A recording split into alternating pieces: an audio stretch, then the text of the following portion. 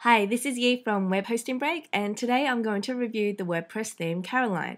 Now, when you first see this theme, it does appear on the bland side of things.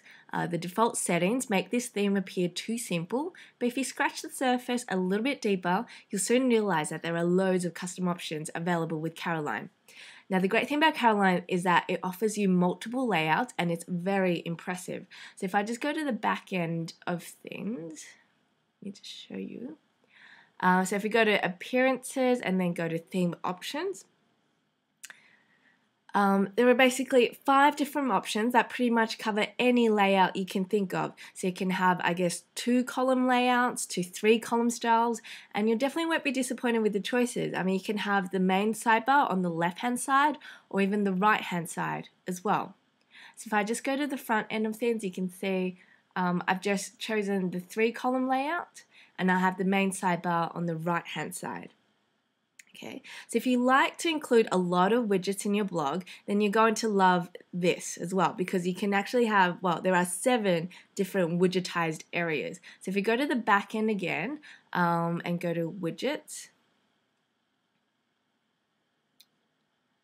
so there you go, you have primary, secondary, feature, first footer, second footer, etc. I mean, the 4 column footer area, it's a perfect way to display text, clouds, and even tags in a more compact manner. So if I go to the front page again and scroll down, so here it is. Here's the 4 column footer area.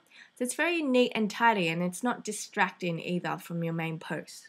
Okay, so if you're using the 3 column layout, then you have the additional secondary widget area too, which is this. So if I just go back, so what's great about it is that it gives you enough white space in its layout so all your widgets don't look cluttered or overlapping anywhere. So I've included quite a few widgets. And if I go to the front again, you can see that it's still laid out pretty nicely. It's not clumped together. There are still plenty of white spaces. And the font used in the sidebar is big enough to be legible, but small enough so it doesn't divert the focus too much from the main post. This theme also features a custom menu bar with a drop-down support, as you can see here. And what's really nifty is the ability to include a sticky post that appears above all your other posts. And to set this up, it's pretty straightforward as well. So if I go to the back end, I'll show you how I've done this. So if you go to post,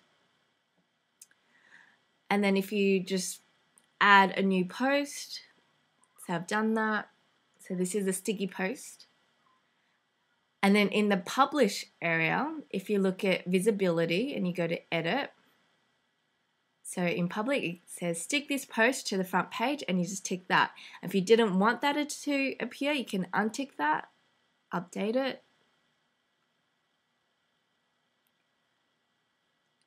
and that will just come across as a normal post, like this.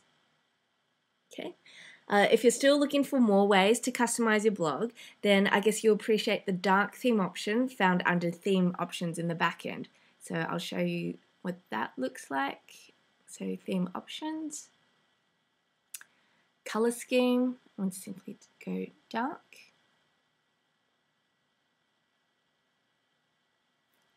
And we'll just refresh that.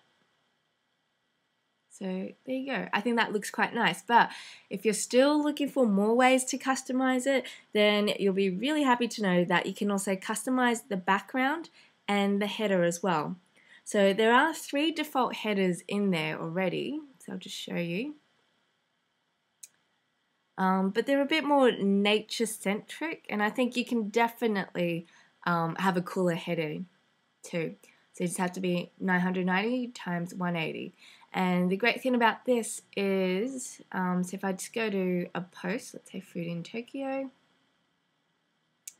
the image would actually appear in the heading, but you have to make sure that it is, the width of it has to be at least 980 pixels. In this case, I think this was only 600 pixels, so it doesn't look as great. So if you're not going to have, so to set this, it's simply from the featured image. So if I go to the post, food in Tokyo, scroll down, so that's a featured image. So I think if your featured image currently is a bit smaller, so less than 980 pixels in width, then it's probably better just to take it out because it does look a little bit odd, as you can see. So there you have it. This is the WordPress theme Coraline. You can test it out, have a go, and let us know what you think. So if you have any suggestions of other WordPress themes you want us to review, please let me know by commenting below. So thanks everyone, and I'll see you guys next week. Cheers.